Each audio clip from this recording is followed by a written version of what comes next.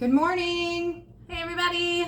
We're back again, trying to get back into our regular routine of reading daily. I hope everybody had a good spring break. I know we did. We went out of town a lot over spring break, and it's definitely good to be back to normal and have the kids back in school, and it's quiet. Yes. It's kind of nice. But we're going to continue reading Hinds' Feet on High Places, Chapter 8. A few days had passed after the victory over Pride, and Much Afraid and her companions were continuing their journey along the shore of the Great Sea. One morning, the path unexpectedly turned inland again, and they found themselves facing back over the desert in the direction of the mountains, although of course they were too far away to be visible.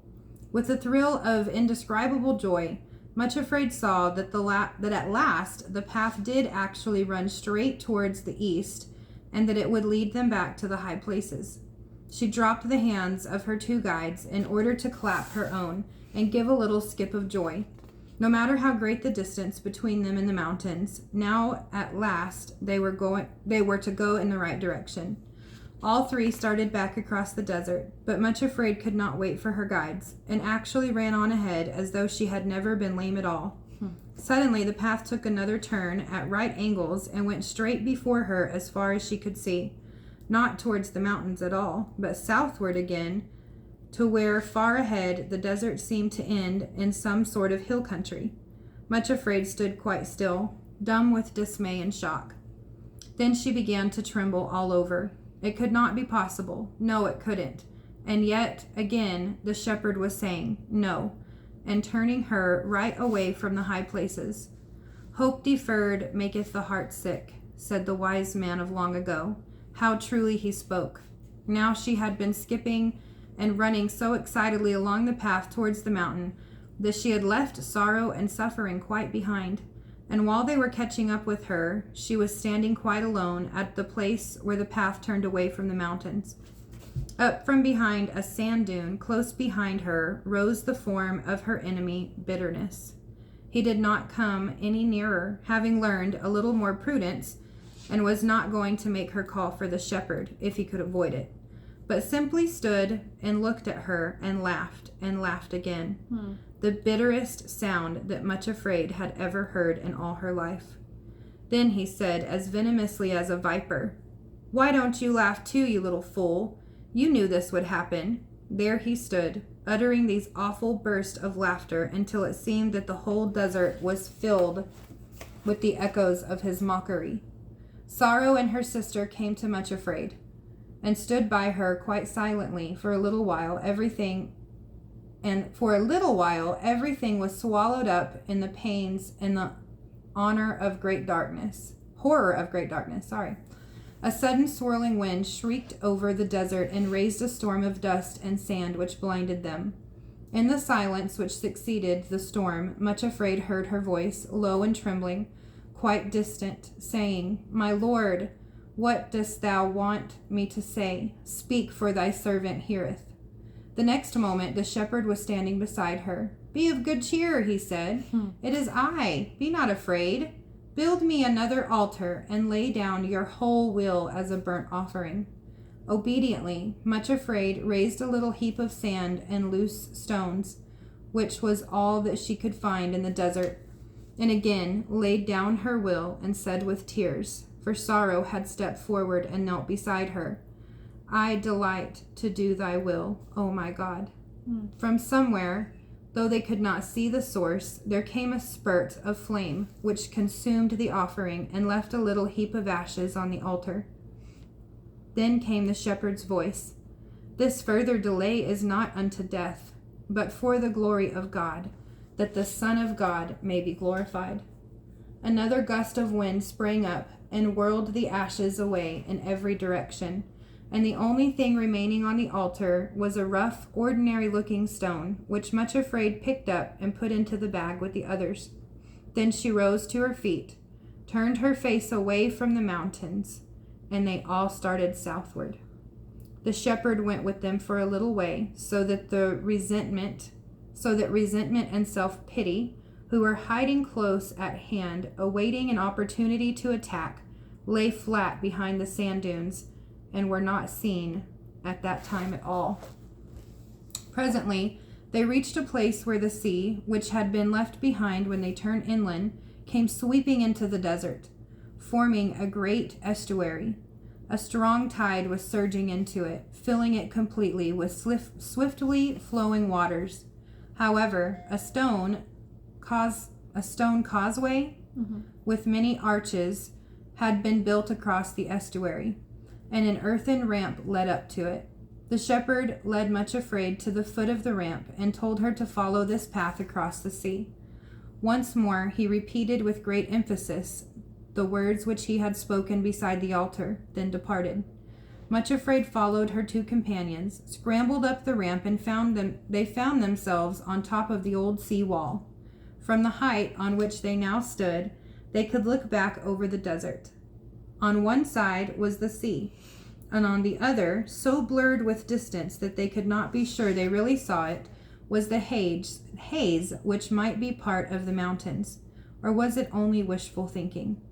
Then, looking ahead, they saw that the causeway would indeed bring them across the estuary into a different kind of country altogether, a well-wooded land of hills and valleys, with cottages and farmsteads, among orchards and fields.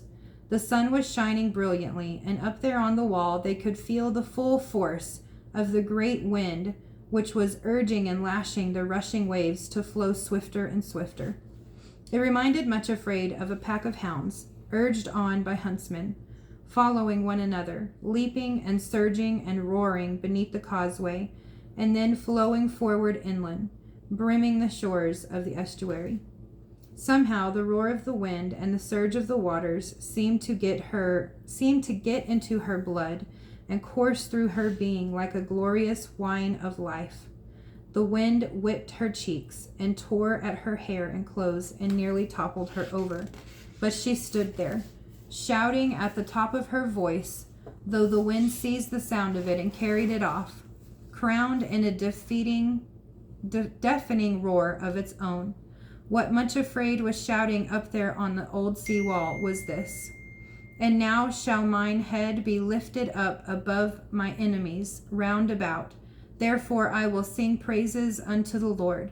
Yea, I will offer the sacrifice of joy, and will praise the name of the Lord." Psalm 27:6. As she sang, she thought to herself, it must be really dreadful to be the shepherd's enemies. Always to find themselves frustrated. Always to have their prey snatched away.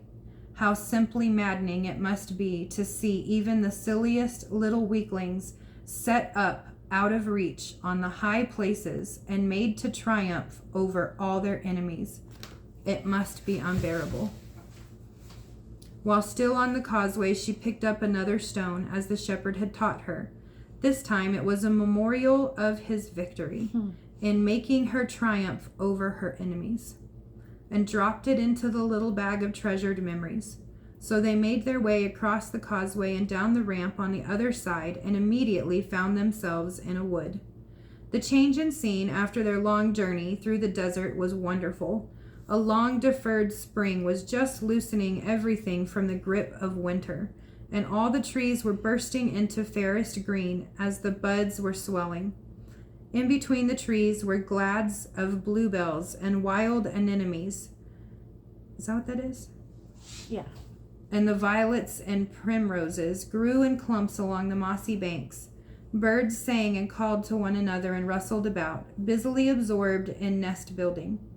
Much Afraid told herself that never before had she realized that the awakening from the death of winter, what the awakening from the death of winter was like. Perhaps it had needed the desert waste to open her eyes to all this beauty. But she walked through the wood, almost forgetting for a little while that Sorrow and her sister also walked with her.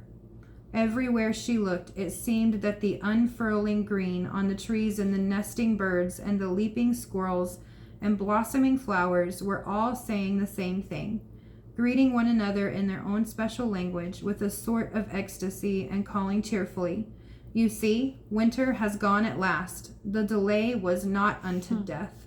but for the glory of God. Never was there a fairer spring than this. At the same time, much afraid herself was conscious of a wonderful stirring in her own heart, as though something were springing up and breaking into new life there too.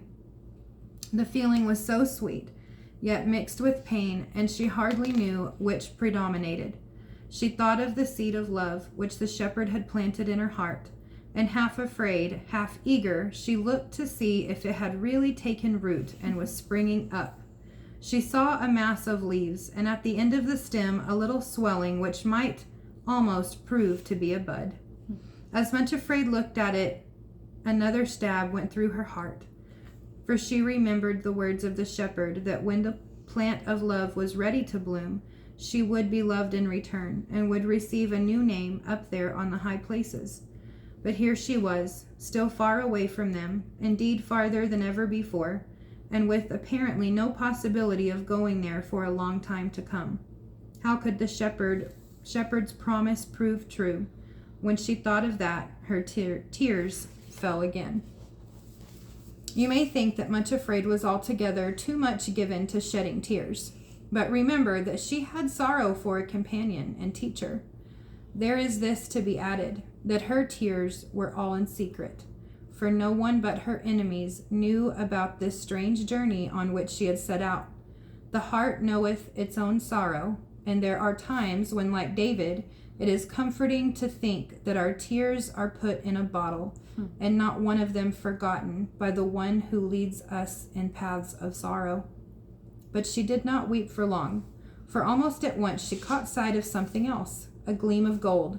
Looking closer, what should she see but an exact replica of the little golden flower which she had found growing near the pyramids in the desert. Somehow it had been transplanted and was actually growing in her own heart. Much Afraid gave a cry of delight. With the tiny golden thing nodded and said in its little golden voice, "Behold, here I am, growing in your heart. Acceptance with joy." Much Afraid smiled and answered, "Why, yes, of course, I was forgetting." And she knelt down there in the wood, put a pile of stones together, and laid sticks on them. As you've noticed, altars are built of whatever materials lie close at hand at the time. Then she hesitated. What should she lay on the altar this time? She looked at the tiny swelling on the plant of love, which might be a bud and again might not. Then she leaned forward, placed her heart on the altar, and said, "Behold me, here I am, thy little handmaiden. Acceptance with joy, and all that is in my heart is thine." This time, though there came a flame of fire and burned up the sticks, the bud was still on the stem of the plant. Perhaps, thought Much Afraid, because it was too small to offer. But nevertheless, something lovely had happened. It was as though a spark from the flame had entered her heart and was still glowing there, warm and radiant. On the altar among the ashes was yet another stone for her to pick up and put with the rest. So now there were 6 stones of remembrance lying in the bag she carried. Going on her way, a very short time they came to the edge of a wood, and she uttered a cry of joy, for who should be standing there waiting to meet them but the shepherd himself?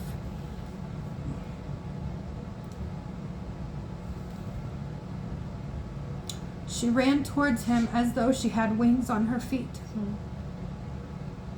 "Oh, welcome, welcome 1,000 times, welcome," cried Much Afraid, tingling with joy from head to toe. "I am afraid there is nothing much in the garden of my heart yet, shepherd, but all that is there is yours to do with as you please." "I have come to bring you a message," said the shepherd. "You are to be ready, Much Afraid, for something new. This is the message. Now shalt thou see what I will do." Color leaped into her cheeks, and a shock of joy went through her, for she remembered the plant in her heart and the promise that when it was ready to bloom, she would be up on the high places and ready to enter the kingdom of love. "Oh, shepherd," she exclaimed, almost breathless with the thought, "do you mean that I am really to go to the high places at last? Really at last?" She thought he nodded, but he did not answer at once, but stood looking at her with an expression she did not quite understand. Thank you. Do you mean it? She repeated, catching his hand and looking up at him with almost incredulous joy. Do you mean soon you will be taking me to the high places? This time he answered yes, and added with a strange smile, now shalt thou see what I can do. Like, yay.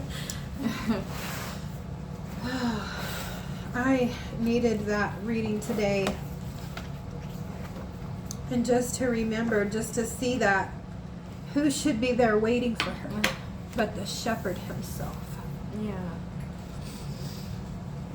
Because, he's waited for me. He's met me like that before, and it's just so personal. Yeah. Remembering what that feels like. It's like the Holy Spirit is just, like cleansing. It's like a cleansing rain. Especially after, just having a hard week and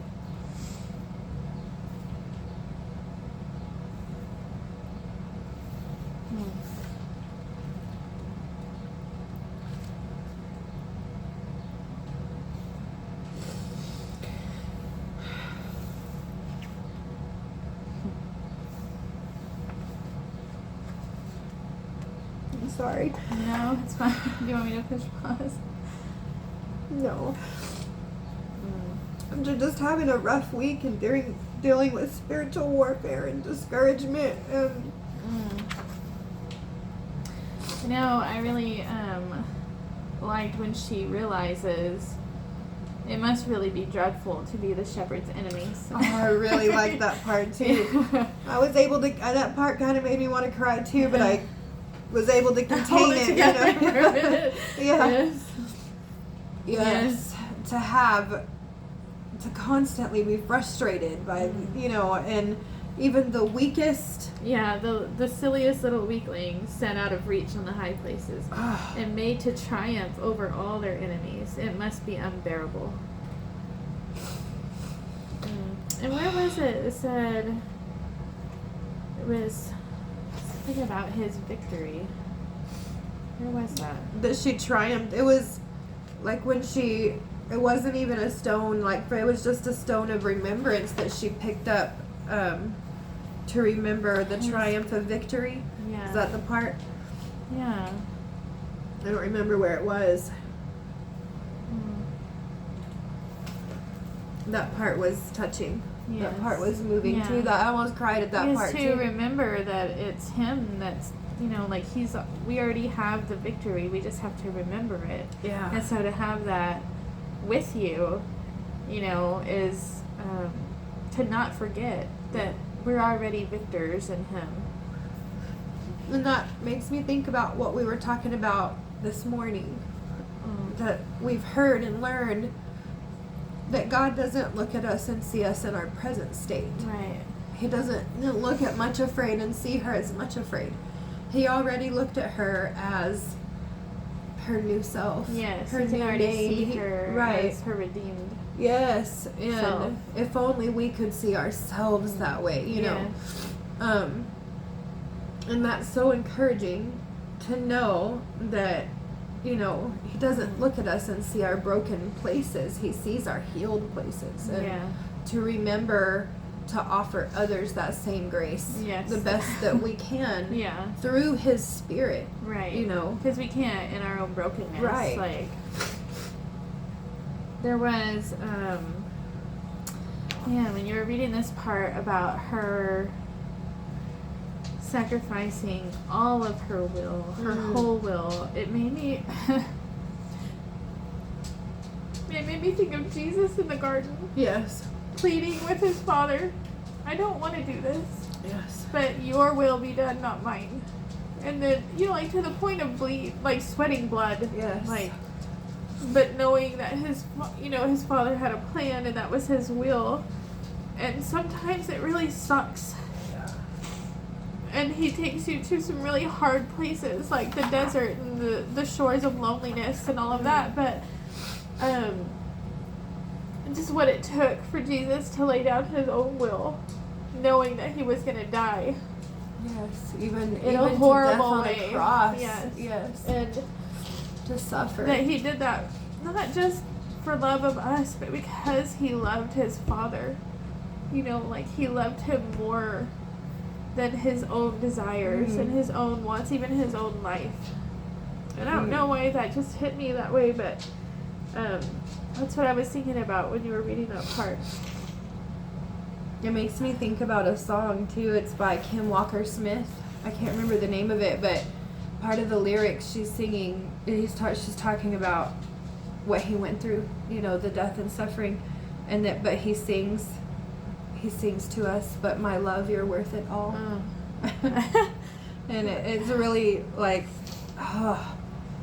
that he went through that and laid down his life. Not my will, but your will. And all the while, you know, thinking of us. And my love, you're worth it all. And when Jesus has become your friend. Yeah. I remember one of the first times that Jesus really, who was just kind of barely starting to really reveal himself to me in a real way, a tangible way. And I was going through some kind of depression or loneliness or something, and he called me to the mountain. It was really early in the morning. It was like a Saturday. Cody was home. Caleb was a newborn. He was barely maybe a month old, and I was going through postpartum depression and you know, all that. And I was awake, and he said, "Come to the mountain." And so I got up, told Cody, "I'm going to go up to the mountain and walk." And when I got up there, I had been praying on the way up there, like, "Lord, I don't know if I even had met the lady yet that had told me that she sometimes would pray and ask God to send her a friend, and said, I just need Jesus with skin on. Yeah. I need someone with skin on." But that was kind of my prayer without having those words, you know.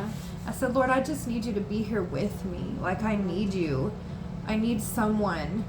And it was like he was there. I felt like he was so real and tangible there. And I was talking to him out loud just like I'm talking to you. I probably looked like a crazy person up there walking, doing and I was just talking, even looking in that direction. Yeah. You know, and then I was coming up to a puddle. I've told you this story. I was coming up to a puddle. I felt like he was with me to the extent that I walked around. There was room for me to pass by the puddle. Right. But there wouldn't have been room for him. He would have had to walk through the puddle. And I didn't even think about it. I felt like he was with me to the extent that I walked around the puddle to give him room to walk around the puddle. And he told me, "Well, you know I can walk on water, right?" You know, and it made me laugh so hard. And I needed that laugh. It was like a belly laugh. And I said, "Did you just tell me a joke? Did you just joke with me?" And I laughed and laughed, and then after I laughed, I don't know how to explain it. It's like he had revealed himself to me as my friend. My friend. And I thought, not like an impersonal Lord and Savior, but like your friend. My friend. And I told him, I was still talking to him out loud, and I looked. I said, "I'm so sorry. I'm so sorry that you had to go through that." You know, and he just put his arm on my shoulder and just hugged me, you know. Yeah. And just kind of told me in my spirit, like, it's okay. I would do it again. And that was the first time I think he really revealed himself to me as my friend. Yeah. And then to know what he went through. My friend that I love. This man telling jokes to me, comforting me in my sadness, and making me laugh because I needed a good laugh, you know. And that was kind of the beginning of really, really going deep with God. Yeah. You know. Anyway, all kind of off topic, but No, not really. Man. This is what happens when you don't read your Bible for a week on vacation, you know. Like, God, I've missed you. Mm. Oh, I just missed you. You know, did you think about how badly we would miss our children if we didn't hear from them Yeah. for a week, Like, you know, or maybe just a couple minutes a day? Just calling to check in, say, hey, God, give us traveling mercies, bye. Love you. Take care while I go do my own thing. Yeah. You know, but not my normal, like, really conversating with him. And Oh my goodness. Before I left to come over here, Isabel, I had told her to get started on school and I was going to head over here. And she came back in the kitchen and was like on the verge of tears. And I said, what's wrong? And she said, I'm just going to miss you while you're gone. Oh. And I was like, I'm only going to be gone for like an hour. Yeah. You know, but you saying that just made me think of that. Like, I don't know. Because y'all you're close. Yeah. She's always with you, you know? So even the thought of being without you for an hour is like just, oh. And she was already texting me as I was trying to get over her. I was like, why aren't you doing your Bible class? But, yeah. That's what he wants. Yes. I missed you. I'm going to miss you. I'm going to miss you. Well, I'm only going to be gone for an hour. Yeah. You know? That makes me think, too, of when Jesus was leaving.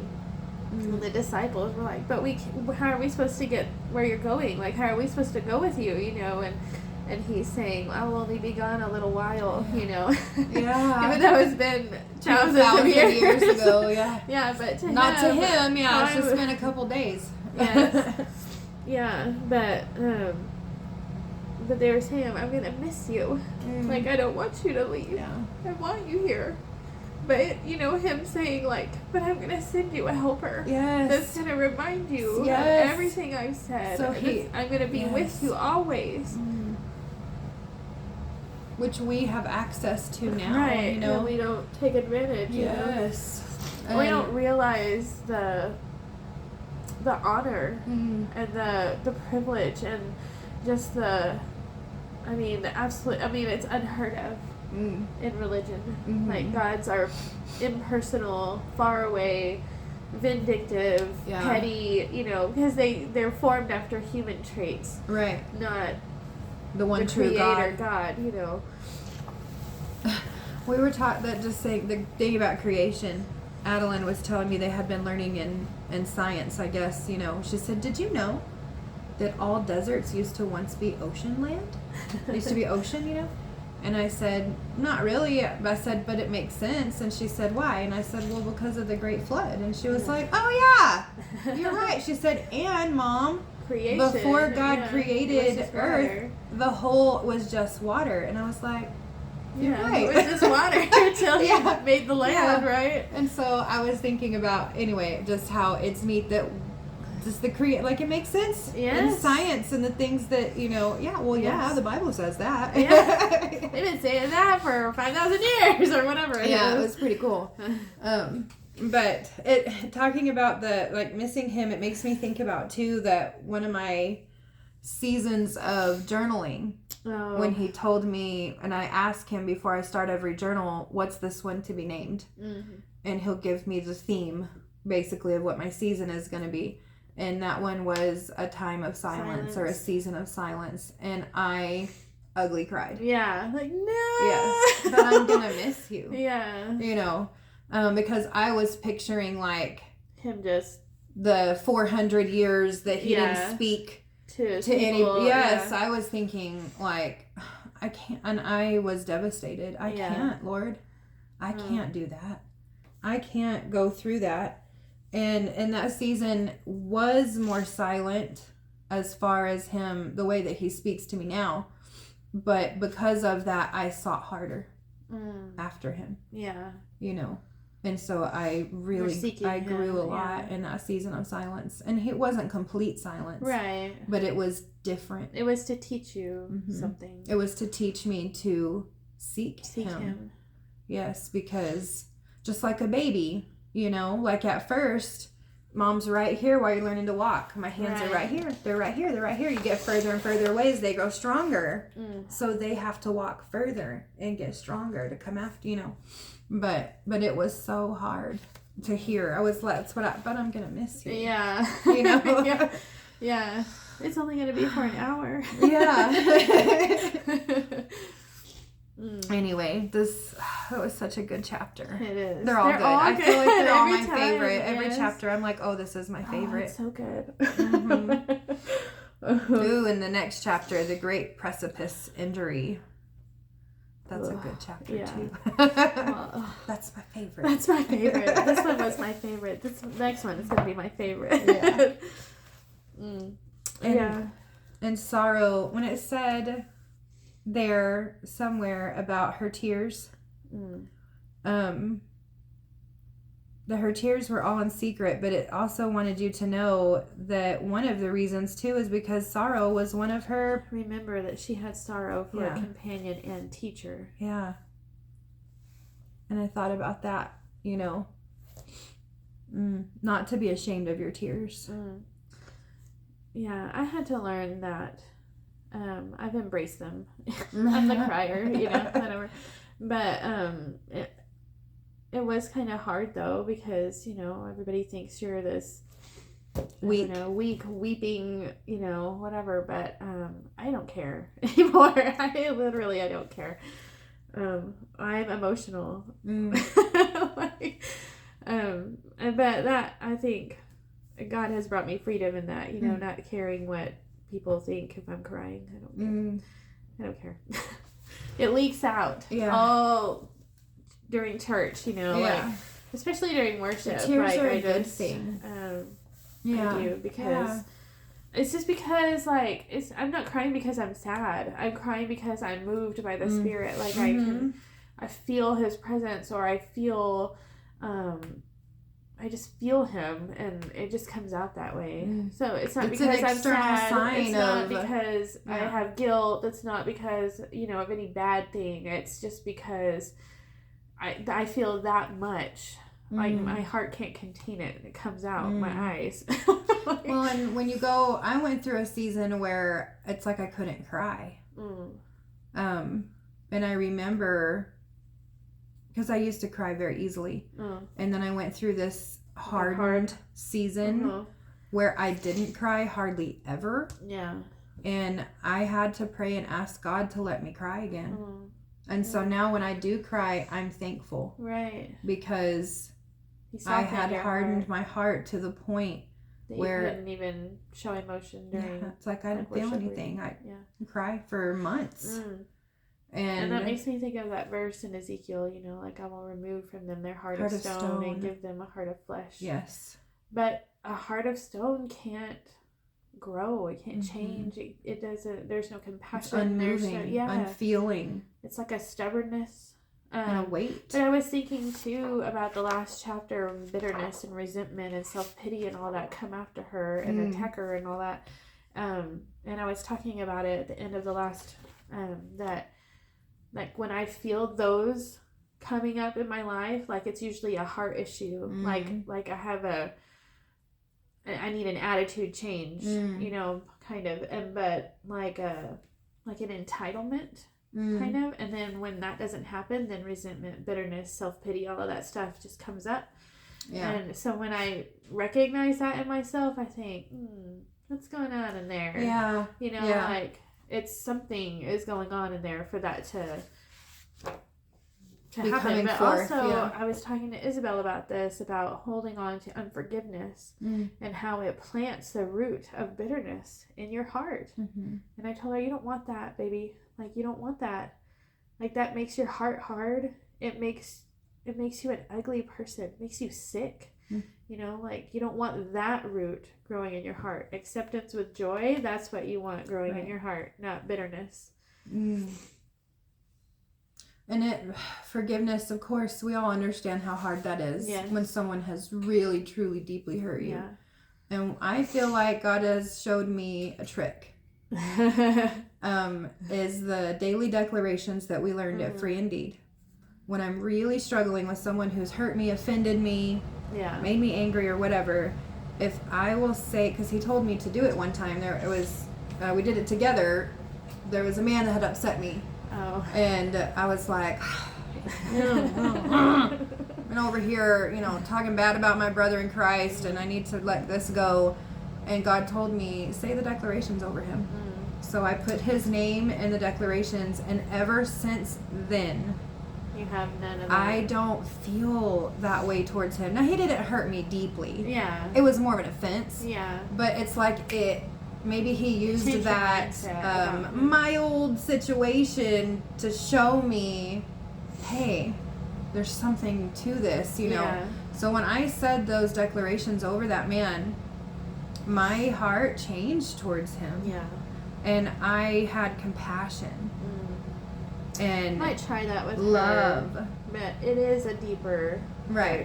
When it's deeper, it would be much more but difficult. But I did tell her to ask God to help her forgive, because you can't do it by yourself. Right. But I might try that with her, because that's what I was telling her. When you have unforgiveness in your heart, you're so much more easily offended. All of these things happen because you're unforgiving that person, and so anything they do is automatically way up here when it should be way down here. Right. And you can't. Right, because you're looking at it through a lens of pain. Of hurt, yeah. Mm-hmm. And I know she's only 9, but if she could learn that now, imagine how much heartache she would be spared later. For it to be something that she knows how to handle. She knows what to go to. Right. As tools. Yeah. And instead of just not knowing how. I think that's wonderful. Yeah. So we'll see, but that's okay. I'm glad you reminded me of that, because I had forgotten that we did that. Or even together. the blessing. Yeah. It's shorter, yes. but it's very it's love. It's may the Lord God bless you and keep you. And I think there's something. You are literally crucifying your flesh. Yes, to bless this person. To bless someone who's you hurt have you. hurt from. Yeah. Mm-hmm. Right. What's that verse? It might be in. I think it's in the New Testament. I think it's one of the letters. Basically, kill them with kindness, kind of, whatever. Heaping burning coals in their lap, on their head, or something like that. I don't remember exactly what it is, but basically, that's what you'd be doing. Yeah, you're representing Jesus here on earth by not demanding punishment for whatever they did. Mm-hmm. And of course, we know forgiveness doesn't let that person off the hook. It's letting you off the hook. Right. Yes. And justice is the Lord's job. Right, yeah. Oh, I was just watching The Chosen again with Isabel, and it was the episode where Jesus is with all the children, and he's teaching them. And he's teaching them the new things, not the old traditions of the Pharisees and, all of their rules and all of that. But he was saying, there was this boy that had gotten in a fight, and he was like, well, that's why you got in trouble, because you pushed him down, And he was like, but the rabbi says, justice is whatever. And he was like, but do you know who else loves justice? God. And what does God say about justice? And that, that little girl, Abigail, she's like, oh. And so he calls on her. And no, it's a little boy. He calls on him, and he says that vengeance is mine, or justice is mine, and he was like, yes, so maybe we should let him handle it, and I thought that was